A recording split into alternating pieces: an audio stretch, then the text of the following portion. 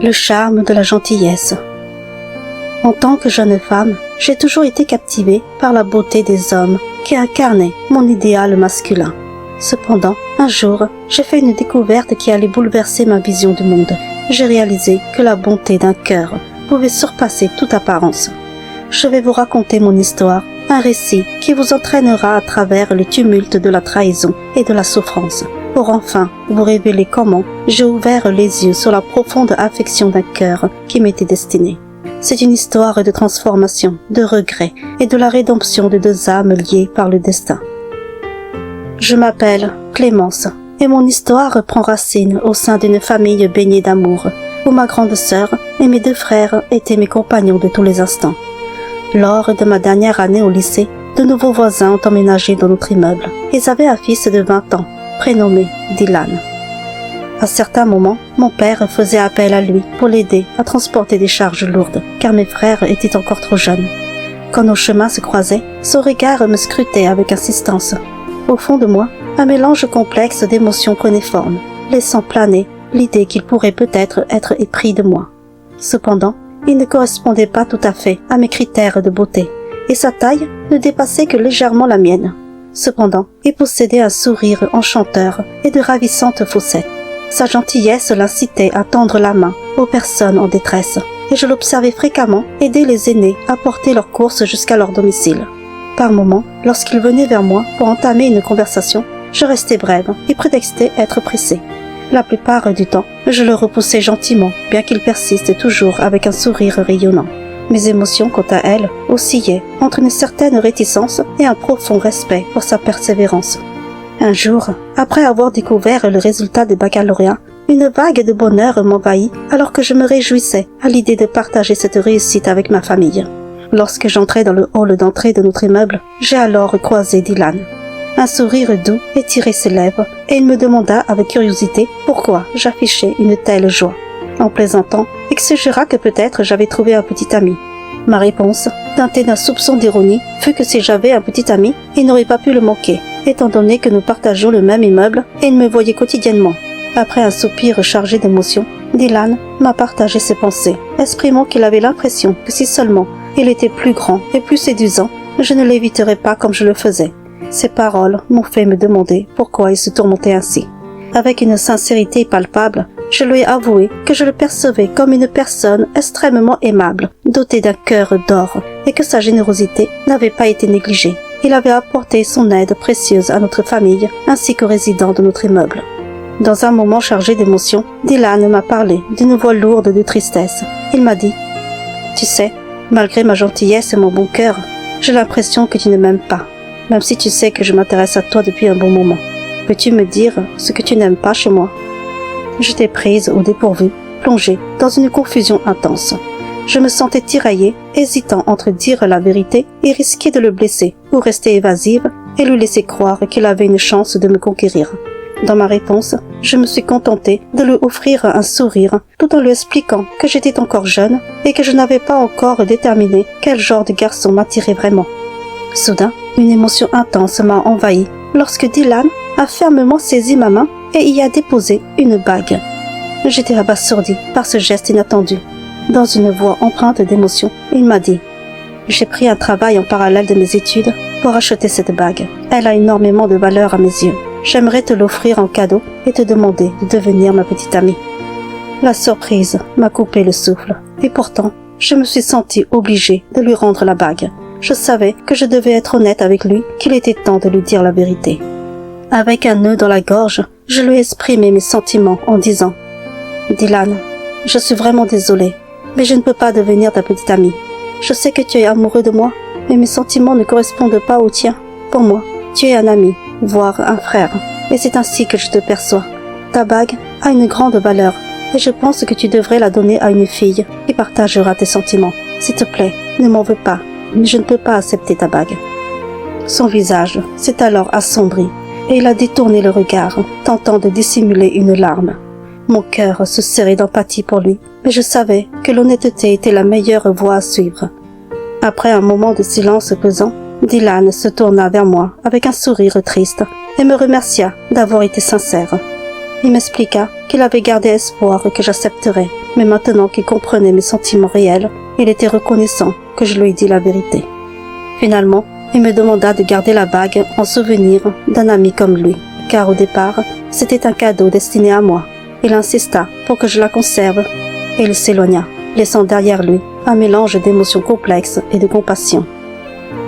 Lorsque mes amis et moi avons intégré l'université, nous étions toutes éprises du charme magnétique de Sylvain, un beau garçon populaire auprès des filles. Il était déjà en 3e année. À chaque fois que nous croisions Sylvain en compagnie de son groupe d'amis, nous mettions tout en œuvre pour nous positionner à proximité de lui, espérant qu'il nous remarque. En ce qui concerne ma propre apparence, je savais que je n'étais pas une top modèle, mais je me considérais comme suffisamment jolie pour susciter son intérêt. Un jour, le miracle se produit. Ses yeux se posèrent sur moi et s'avança pour engager la conversation. C'est ainsi que notre histoire a commencé. Sylvain et moi avons commencé à sortir ensemble, et chaque fois qu'il venait me rendre visite chez moi, je ne pouvais m'empêcher de remarquer Dylan, dont le regard trahissait une profonde tristesse. Malgré que Dylan me voyait souvent en compagnie de Sylvain, mon petit ami, main dans la main, et continuait à venir en aide à mon père chaque fois que le besoin s'en faisait ressentir. Un soir, ma mère m'a révélé qu'elle avait eu une conversation avec la mère de Dylan, qui lui avait confié à quel point son fils était profondément malheureux après mon refus. Elle m'a conseillé de réfléchir attentivement à mes choix en matière de relations. Pour elle, il était préférable d'être avec un garçon qui m'aimait sincèrement, doté d'une grande bonté et de gentillesse, plutôt qu'avec un garçon plus séduisant qui risquait un jour de me délaisser. En réponse à ma mère, je laissai échapper un soupir d'exaspération. « Maman, je ne ressens rien pour Dylan. Il n'y a rien en lui qui m'attire. Peu importe à quel point il est gentil et serviable, cela n'a aucune valeur à mes yeux. Sais-tu, maman, qu'une personne que l'on aime vraiment, même si elle ne fait rien pour nous, notre cœur est toujours à ses côtés et on trouve toujours des excuses pour elle. En revanche, une personne que l'on n'aime pas, même si elle devient notre esclave et fait tout pour nous, ne signifie rien à nos yeux. » Ma mère a simplement répondu qu'elle souhaitait simplement partager son avis et qu'elle ne cherchait pas à s'immiscer dans ma vie. Lors de sa dernière année, Sylvain avait besoin d'effectuer un stage et il avait décroché une opportunité dans une ville lointaine, là où résidait sa tante. À ce moment-là, nous étions ensemble depuis 2 ans et je commençais réellement à envisager un avenir à ses côtés. Sylvain m'assura qu'une fois son stage terminé et qu'il aurait trouvé un emploi après ses études, nous pourrions enfin envisager de vivre ensemble. Cependant, en attendant, il devait s'installer chez sa tante pour accomplir son stage. Quand Sylvain est parti, même si nous nous appelions tous les soirs, son absence créa un vide immense dans ma vie et me manquait terriblement. Et chaque jour qui passait, je réalisais à quel point sa présence était indispensable pour moi. Au fil des semaines, les appels de Sylvain se faisaient de plus en plus rares. Chaque fois que j'essayais de le joindre, il me donnait toujours des excuses, prétendant être occupé et promettant de me rappeler. Puis, un soir, en rentrant chez moi après les cours, j'ai trouvé une lettre adressée à moi, en provenance de Sylvain. Intriguée, j'ai ouvert la lettre pour la lire. Les mots qu'elle contenait ont été comme des coups de poignard en plein cœur. Dans sa lettre, Sylvain m'annonçait la fin de notre relation. Il m'expliquait avoir rencontré une autre fille dont il était tombé follement amoureux. Il s'excusait profondément pour la douleur qu'il me causait, confessant qu'il m'avait sincèrement aimé par le passé, mais que maintenant, il ne pouvait plus envisager de passer sa vie à mes côtés. En lisant ces mots, je me suis effondrée en larmes. J'ai tenté de l'appeler, mais le téléphone sonnait dans le vide, laissant un vide béant dans mon cœur. La nuit a été une longue litanie de larmes, et lorsque le jour s'est levé, il m'était tout simplement impossible de me rendre au cours. Ma mère, inquiète de mon absence, est finalement venue frapper à ma porte et a découvert mes yeux, gonflés et rougis par les pleurs. Inquiète, elle m'a demandé ce qui n'allait pas, et c'est alors que je me suis effondrée dans ses bras en sanglots, lui annonçant que Sylvain m'avait quittée. Ma mère a tenté de me réconforter de son mieux, mais ma peine était si profonde qu'elle semblait insurmontable. Je n'étais pas retournée en cours depuis 3 jours, plongée dans une profonde dépression. Ma vie semblait dépourvue de sens, et des pensées sombres envahissaient mon esprit. Alors, un matin, je me suis décidée à prendre le volant. Je voulais mettre fin à ma vie. Sur la route, j'ai fermé les yeux et j'ai foncé tout droit. Je suis alors rentrée dans un panneau et ma voiture a fait un tonneau. Lorsque j'ai ouvert les yeux à l'hôpital, la douleur était lancinante et j'ai réalisé que j'avais 2 côtes cassées. Toute ma famille était présente, même ma grande sœur avec son fiancé. Les larmes coulaient abondamment sur le visage de ma mère, tandis que mon père me réprimandait pour mon acte irréfléchi. Le lendemain, une infirmière m'a apporté un gros bouquet de fleurs. Intriguée par son origine, car il n'y avait aucun mot, j'ai demandé à qui il appartenait. L'infirmière m'a expliqué qu'une personne l'avait déposé en précisant de me souhaiter un bon rétablissement. Le jour suivant, un autre bouquet est arrivé, alors que j'étais encore sous l'emprise des médicaments. Mes parents étaient perplexes, se demandant qui pouvait être l'origine de ces attentions. Lorsque je me suis enfin réveillée, ma mère m'a informé que j'avais reçu un autre bouquet, mais elle ignorait toujours de qui il provenait. Au fond de moi, j'espérais que cela puisse être Sylvain. J'ai alors questionné ma mère pour savoir si elle avait vu Sylvain me rendre visite, car la plupart du temps j'étais plongée dans un profond sommeil. Elle m'a répondu qu'elle n'avait pas aperçu Sylvain dans les environs. Un matin, alors que ma mère n'était pas encore arrivée, j'ai ressenti une main chaude saisir la mienne. À mon réveil, Dylan se tenait à mes côtés. J'ai été prise de confusion, me demandant pourquoi il était là. Je n'avais aucune envie de le voir, mais il m'a accueilli avec un sourire sincère. Intriguée, je lui ai demandé comment il avait appris que j'étais à l'hôpital. Il m'a révélé que ma mère lui avait donné l'information, et comme nous étions supposés être amis, il avait ressenti le devoir de me rendre visite. Il m'a confié qu'il s'était spontanément proposé de venir me tenir compagnie ce jour-là, afin de permettre à ma mère de se reposer un peu. Reconnaissante pour sa compassion, je le remerciai chaleureusement. Il restait à mes côtés toute la journée, faisant preuve d'une grande attention en m'aidant à manger et en veillant à mes besoins à chaque instant. À partir de ce moment-là, Dylan venait presque tous les jours pour me tenir compagnie, même si mes parents étaient déjà présents, jusqu'à ma sortie d'hôpital. La présence de Dylan a été un véritable baume pour moi. Grâce à son humour et à ses efforts pour me changer les idées lors de ses visites, j'ai progressivement réussi à mettre Sylvain de côté et à me sentir mieux. De retour à la maison, ma mère m'a confié à quel point elle était reconnaissante envers Dylan pour toute son aide pendant mon hospitalisation, car jongler entre le travail, la gestion de la maison et les visites à l'hôpital avait été un véritable défi pour elle. Dylan avait été une précieuse source de soutien dans cette période difficile. Depuis que je suis rentrée à la maison, Dylan prenait régulièrement de mes nouvelles et se montrait attentif à mes besoins, me demandant parfois ce que j'avais envie, et la fois suivante, il ramenait exactement ce que je désirais manger. Au fil des jours, un lien d'amitié profond s'est tissé entre nous, et il est devenu un soutien inestimable dans ma vie. Sa présence m'a donné la joie de vivre que j'avais perdue. Une fois complètement rétablie, j'ai repris le chemin de l'école. Un jour, Dylan m'a annoncé que sa famille déménagerait bientôt pour se rapprocher d'un oncle. Une décision qui serait mise en œuvre dès la fin de son année d'études, dans quelques semaines. À cette nouvelle, un profond malaise s'est emparé de moi, comme si son départ allait déchirer mon cœur, car il était devenu un véritable ami pour moi. Le jour du déménagement, je suis allée lui dire au revoir et le remercier pour tout ce qu'il avait fait pour moi. Je lui ai avoué qu'il allait me manquer énormément. D'une voix chargée d'émotion, il m'a dit qu'il avait un seul regret, celui de ne pas avoir pu conquérir mon cœur, mais qu'il était heureux de m'avoir connu et d'être devenu mon ami. Il m'a souhaité une vie pleine de bonheur et exprimé l'espoir que nos chemins se croisent à nouveau un jour.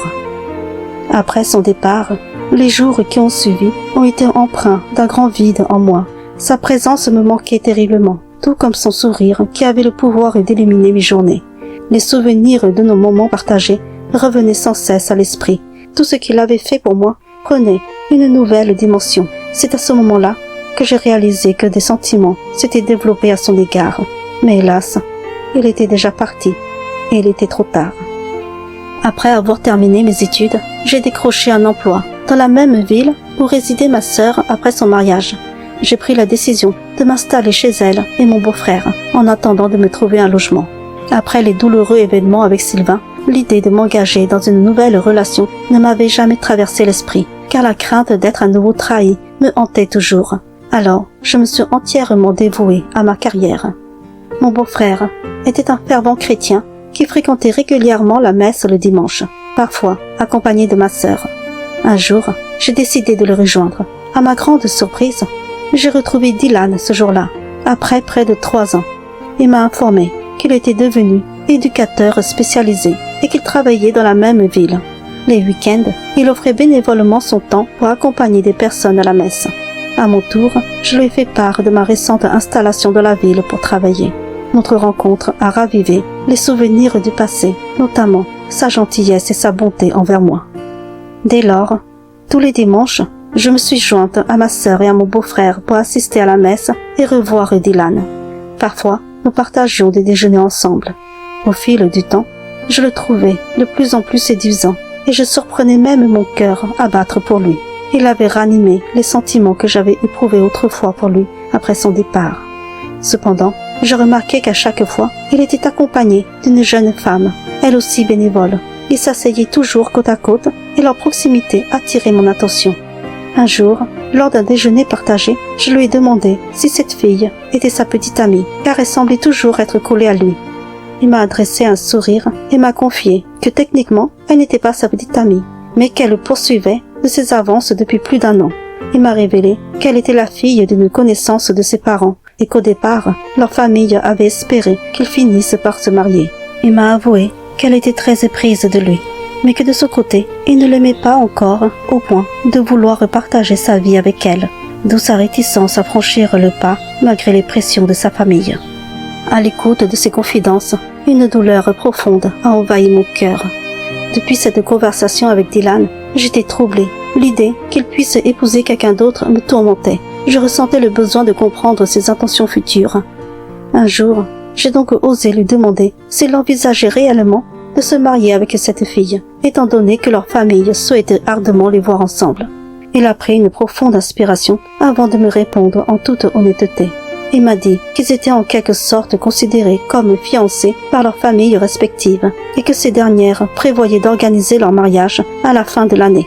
Il m'a confié qu'il appréciait beaucoup cette jeune femme pour sa gentillesse et sa générosité, mais que son amour pour elle n'était pas total. Cependant, ses parents vieillissaient. Il était leur fils cadet et ils aspiraient à voir leur fils fonder une famille pour profiter de leurs petits-enfants. J'ai tenté de contenir mes émotions tout en lui demandant s'il comptait vraiment se marier à la fin de l'année. Il m'a confirmé que oui, il était fort probable qu'il épouse cette fille, puisqu'il n'avait personne d'autre dans sa vie et que le moment était venu pour lui de construire sa propre famille, d'autant plus qu'il avait un emploi stable et son propre logement. Après ces révélations, mon cœur était en morceaux. J'ai passé la nuit à ressasser tous les moments que nous avions partagés autrefois, regrettant les paroles dures que j'avais prononcées à son égard. Je me sentais désemparée, perdue. Au fil des semaines, je le voyais chaque dimanche en compagnie de cette jeune femme, et les gestes attentionnés de Dylan envers elle me mettaient mal à l'aise. Ces gestes me rappelaient l'époque où Dylan avait eu les mêmes attentions envers moi. Chaque fois que je le voyais lui sourire ou lui adresser des paroles douces, cela me transperçait le cœur comme un coup de poignard. Il se rapprochait de plus en plus de cette jeune femme. J'étais littéralement tombée amoureuse de Dylan, et la douleur de le voir avec une autre personne était insupportable. Je me sentais totalement démunie, ne sachant pas comment faire pour gagner son amour. À présent, il ne me considérait que comme une amie, et depuis qu'il s'était rapproché de cette jeune femme, nos conversations étaient devenues de plus en plus brèves. C'était comme si le destin s'acharnait sur moi. Quand Dylan m'aimait, je l'avais repoussé, et maintenant que je l'aimais, il avait trouvé quelqu'un d'autre. J'étais plongée dans une profonde détresse. Lors d'une visite chez mes parents pour leur rendre visite, alors que je triais les objets de ma chambre d'enfance, je suis tombée sur la bague que Dylan m'avait offerte autrefois. Une idée m'a alors traversé l'esprit. J'ai pris la décision de lui rendre la bague. Si jamais il la reprenait, cela signifierait peut-être qu'il n'avait plus aucun sentiment pour moi et que je devrais définitivement tourner la page. Mais si par miracle il la refusait, peut-être cela laisserait-il entrevoir une lueur d'espoir pour nous. Un dimanche, après la messe, j'ai osé demander à Dylan s'il serait disponible dans l'après-midi. Il m'a alors dit n'avoir rien de prévu. J'ai alors sollicité sa gentillesse pour me faire découvrir quelques recoins charmants de la ville, car je n'avais pas encore eu l'occasion de l'explorer. Il a accepté avec joie. Après un déjeuner qui me semblait interminable d'attente, je me suis préparée avec soin, revêtant une élégante robe. Quand Dylan est arrivé, son sourire éclatant m'a rassurée et m'a invité à monter dans sa voiture et m'a demandé où je souhaitais aller. J'ai opté pour un paisible parc. Dylan m'a révélé qu'il connaissait un magnifique parc bordé d'un lac, et c'est là qu'il m'a conduite. Ensuite, Nous avons parcouru les allées du parc, profitant de la nature qui nous entourait. Puis, nous nous sommes assis au bord du lac, l'endroit parfait pour ce que j'avais prévu. C'est à ce moment précis que j'ai décidé de lui rendre la bague. Lorsque j'ai sorti le bijou de ma poche, les émotions ont submergé mes sens, me laissant impuissante face à mes larmes qui jaillissaient. Dylan, perplexe et inquiet, ne comprenait pas ce qui se passait. Dans un geste empli de compassion, Dylan m'a entouré de ses bras chaleureux et doucement, il m'a interrogé sur ce qui n'allait pas et m'a rappelé qu'il était là en tant qu'ami, prêt à m'écouter et à m'aider si je le souhaitais. Son soutien m'a ému, mais les mots restaient coincés dans ma gorge, incapable de m'exprimer verbalement. J'ai pris sa main et y ai doucement déposé la bague. Rassemblant mon courage, j'ai finalement réussi à expliquer que je désirais simplement lui rendre la bague, car il allait bientôt se marier. Je lui ai avoué mon incompréhension quant aux larmes qui avaient jailli de mes yeux, assurant qu'il ne devait pas s'inquiéter pour moi. Soudainement, Dylan a saisi la bague et l'a glissée sur mon doigt. Il m'a assuré que cette bague m'appartenait désormais. Il me l'avait offerte en souvenir de notre rencontre et qu'il ne la reprendrait pas. Puis, d'une voix chargée d'émotion, Dylan m'a confié. « Tu sais, tu es la femme que j'ai toujours aimée. À l'époque, j'étais profondément épris de toi, mais tu ne ressentais rien pour moi. Les actes que tu as posés dans le passé m'ont profondément blessé. Même si je gardais toujours un sourire en ta présence, mes nuits étaient souvent baignées de larmes. Peux-tu imaginer à quel point j'étais jaloux lorsque tu étais avec Sylvain? Même après notre déménagement, tu occupais toujours mes pensées, mais j'ai fini par accepter que tu ne m'aimerais jamais. C'est pourquoi j'ai pris la décision de me marier. Même si mon amour pour elle n'est pas total, au moins, cette fille m'aime sincèrement.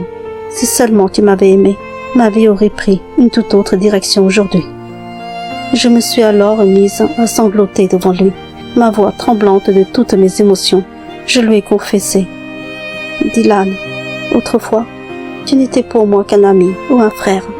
Mais après ton départ, ton absence m'a profondément marquée. Quand je t'ai revue, j'ai réalisé que j'étais tombée amoureuse de toi. Et maintenant, même si je t'aime sincèrement, tu es déjà avec quelqu'un. C'est pourquoi je voulais te rendre ta bague et te souhaiter tout le bonheur du monde. » À peine avais-je terminé ma phrase que Dylan m'a embrassée subitement, me laissant sans voix. Ensuite, il m'a relâché doucement et m'a murmuré. « Si seulement tu savais à quel point je suis heureux d'entendre enfin que tu m'aimes. J'ai rêvé de ce moment depuis si longtemps. Je t'aime aussi. Alors si tu m'aimes vraiment, accepte de m'épouser et j'annulerai mon mariage avec cette autre femme. » Hésitante, je lui dis « Je t'aime réellement, mais ton mariage a déjà été arrangé. Je ne veux pas causer de problème à ta famille. » Avec une assurance étonnante, il m'a répondu qu'il n'y aurait pas de problème, car le mariage n'avait pas encore eu lieu. Il m'a promis qu'il m'emmènerait immédiatement pour me présenter à sa famille et annuler son engagement envers l'autre femme. Il a alors saisi ma main et m'a entraînée jusqu'à sa voiture, prenant la direction de la maison de ses parents. Dylan m'a guidée à l'intérieur de la maison de ses parents, me tenant fermement par la main. Une fois à l'intérieur, il a annoncé à ses parents qu'il souhaitait mettre fin à ses fiançailles avec l'autre femme et qu'il voulait m'épouser. Les parents de Dylan, surpris, lui ont demandé pourquoi il avait pris une telle décision subite sans les en informer au préalable. Dylan leur a répondu d'une voix empreinte d'émotion. « Papa, maman, vous savez à quel point j'ai toujours aimé Clémence. Alors s'il vous plaît, annulez ce mariage et laissez-moi épouser Clémence. » Ses parents ont alors accepté d'annuler le mariage précédemment prévu, s'excusant auprès de leurs connaissances. Par la suite, je me suis installée chez Dylan et quelques mois plus tard, nous nous sommes mariés. Aujourd'hui, ma vie est comblée de bonheur aux côtés de Dylan et nos enfants sont le reflet de notre amour. Il m'arrive parfois de replonger dans notre passé, à l'époque où nos chemins se sont croisés, et le regret me submerge pour avoir été si dur envers lui. Dylan a finalement révélé qu'il était l'auteur des bouquets de fleurs à l'hôpital, un geste d'amour que je n'oublierai jamais. Depuis notre mariage, jamais Dylan ne m'a fait le moindre reproche pour la douleur que je lui ai infligée par le passé. Sa gentillesse et sa bonté ont conquis mon cœur, et je ressens une immense gratitude de l'avoir à mes côtés, partageant chaque moment de cette vie heureuse que nous avons bâtie ensemble.